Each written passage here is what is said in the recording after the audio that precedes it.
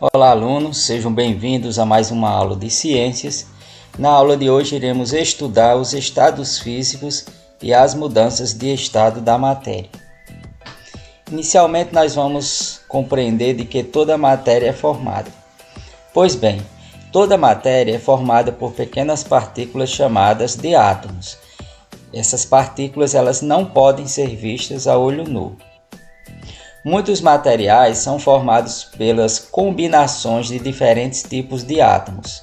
Esses agrupamentos de átomos nós chamamos de moléculas. E aí a representação da molécula de água. Veja que todo esse conjunto é uma molécula e cada esfera dessa presente na molécula representa um átomo. Então assim nós temos a esfera de cor azul representa um átomo de oxigênio e as duas esferas na cor vermelha representam os átomos de hidrogênio. Portanto, a molécula de água é formada por um átomo de oxigênio e dois átomos de hidrogênio. Os estados físicos da matéria. A matéria pode ser encontrada em três estados físicos. São eles: o estado sólido, o estado líquido e o estado gasoso. Aqui nós vemos as características correspondentes a cada estado físico da matéria. No estado sólido, a matéria ela possui forma constante e volume também constante. Ou seja, nesse estado físico, a forma e o volume da matéria eles não mudam. No estado líquido, a matéria ela apresenta forma variável. Isso quer dizer que a forma da matéria ela muda de acordo com o recipiente onde o líquido se encontra. Já o volume ele é constante, ou seja, não muda. No estado gasoso, a matéria apresenta forma variável e volume também variável. Nesse estado físico, é importante destacar que a forma da matéria é a do recipiente que a contém, assim como o volume.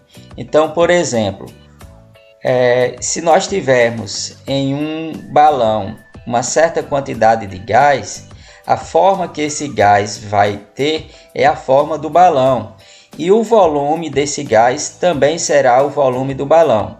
Se o balão tiver um volume de 2 litros, o volume de gás lá no interior desse balão também será 2 litros. Se o balão tiver um volume de 5 litros, o volume do gás também será de 5 litros.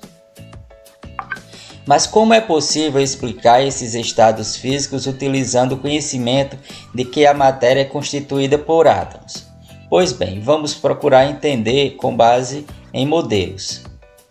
Aqui nós temos um modelo de estado sólido, em que nós temos na representação várias esferas, ou seja, várias bolinhas na cor azul, que representa as moléculas que compõem um sólido. Então, nesse estado físico há uma grande força de atração entre as partículas que não podem se movimentar e ficam bem próximas umas das outras. Veja que no estado sólido as moléculas elas estão bem juntinhas, bem próximas umas das outras. Isso faz com que o sólido ele tenha uma forma definida, uma forma constante. Já no estado líquido, perceba que a força de atração entre as partículas que compõem esse estado é bem menor e com isso elas podem se movimentar mais livremente. Então, se nós compararmos esse modelo de estado líquido com o modelo sólido explicado anteriormente, perceba que no estado líquido as moléculas elas já estão mais distantes um pouco umas das outras, diferente do que ocorre no estado sólido. A organização dessas moléculas é bem menor. Por quê? Porque no estado líquido as moléculas elas já têm liberdade de movimento. E isso confere ao líquido a propriedade de escorrer, tá? Então veja que no estado sólido as moléculas estão bem organizadas, bem compactadas, enquanto que no estado líquido as moléculas elas já estão um pouco distantes umas das outras, sendo que a força de atração entre elas é menor do que no estado sólido. E no estado gasoso, perceba que a força de atração entre as partículas é muito menor do que no estado sólido e no estado líquido, ou seja, é praticamente nula. As partículas de um sólido, elas se movimentam mais livremente e a distância entre elas é maior que nos outros estados da matéria. Então, isso faz com que no estado gasoso, as moléculas elas ocupem todo o volume, ou seja, todo o espaço do recipiente onde estão contidas, porque elas já têm a capacidade de dispersar, tá? Ocupando assim todo o espaço, devido à força de atração entre elas ser muitíssimo pequena, praticamente nula. Então, nesse estado físico, as moléculas tendem a ficar o mais distante possível umas das outras. E lembrando também que no estado gasoso, as moléculas elas apresentam grande energia cinética, ou seja, grande capacidade de movimentação. Essas partículas elas estão constantemente agitadas. Mudanças de estado físico. Existem vários fatores que podem fazer com que a matéria ela possa mudar de um estado físico para outro. Entre esses fatores nós podemos citar a temperatura e também a pressão. Aqui nós vamos estudar as mudanças de estado físico levando em consideração o conceito de calor. Calor é a quantidade de energia que passa de um corpo para outro devido a uma diferença de temperatura entre eles.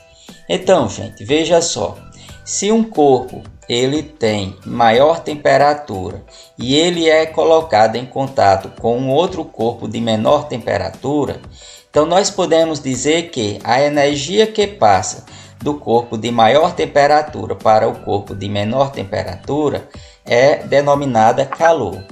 Assim, nós temos que a quantidade de calor que passa de um corpo para outro, em virtude da diferença de temperatura entre eles, gera uma coisa que nós denominamos de equilíbrio térmico, ou seja, quando um corpo quente é colocado em contato com um corpo frio, ao longo do tempo o corpo quente vai esfriando e o corpo frio ele vai esquentando. Então chega um momento que os dois corpos eles apresentam a mesma temperatura e aí esse estado é denominado de equilíbrio térmico. Então aqui nós vamos ver que o calor ele influencia diretamente nas mudanças de estado da matéria. Então o fornecimento de energia pode provocar mudanças no estado físico da matéria. Então é o que nós vamos ver aqui.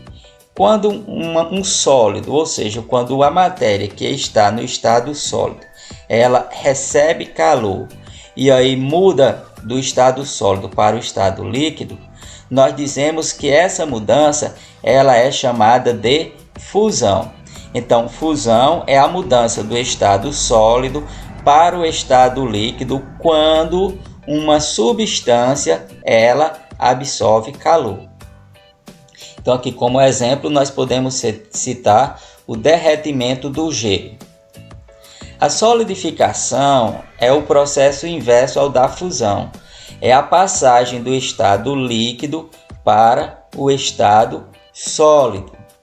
Então essa mudança ela ocorre com resfriamento, ou seja, quando uma substância ela perde energia na forma de calor.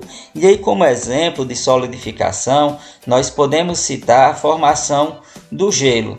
Então quando nós colocamos água líquida naquelas forminhas e levamos ao freezer, nós percebemos que depois de algumas horas, aquela água ela se transformou em gelo, ou seja, em um sólido. Portanto, nós chamamos essa mudança de solidificação. A ebulição é caracterizada pela mudança do estado líquido para o estado gasoso com a formação de bolhas. E aí é importante a gente não confundir ebulição com evaporação. Então vou citar aqui um exemplo para vocês. Quando nós colocamos água em uma panela e levamos ao fogo, essa água, depois de um certo tempo, ela vai começar a ferver. Então a fervura da água caracteriza a mudança dela do estado líquido para o estado gasoso. Então essa mudança ela é chamada de ebulição. Agora veja que a evaporação ela também é a passagem do estado líquido para o estado gasoso. Porém, nessa mudança de estado físico não ocorre fervura. Então, por exemplo, se nós colocarmos água em uma vasilha e deixarmos exposta ao sol, então o calor do sol vai fazer com que essa água ela passe do estado líquido para o estado gasoso. Nesse caso, a água não ferve e a mudança de estado nós chamamos de evaporação. Condensação ou liquefação é o processo inverso ao da ebulição. Caracteriza como a passagem do estado gasoso para o estado líquido. E aí, como exemplo de condensação, nós podemos citar o seguinte: quando nós colocamos água líquida em um copo, nós percebemos, e aí é importante destacar que essa água líquida ela deve estar gelada, ela deve estar fria, bem geladinha. E aí nós percebemos que ao colocarmos água líquida gelada em um copo, na parte externa, na parte de fora do copo, nós percebemos o aparecimento de gotinhas de água. Aquelas gotinhas de água ela vem do ar, da atmosfera. Ou seja, o vapor de água presente na atmosfera, ao bater no copo que está frio, eles condensam. Ou seja, o vapor de água, ao bater no copo que está frio, resfria, perde energia na forma de calor e passa da forma gasosa para a forma líquida. Essa mudança nós chamamos de condensação ou de liquefação, que é a passagem do estado gasoso para o estado líquido. E por último, a sublimação.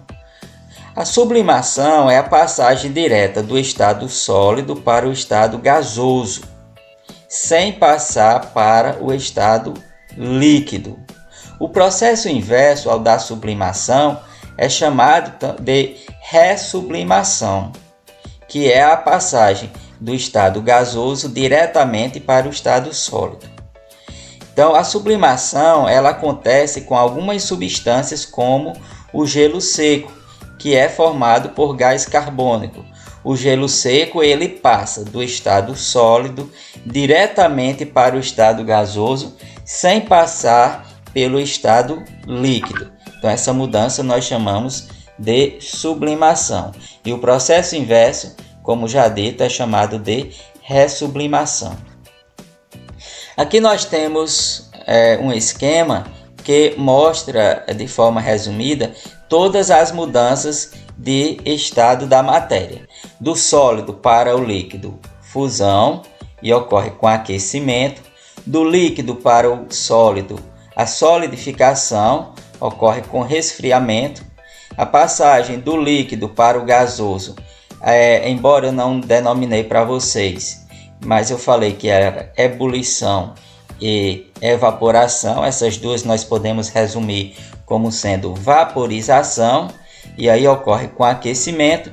E a mudança do gasoso para o líquido chamamos de condensação ou liquefação, e ocorre com resfriamento.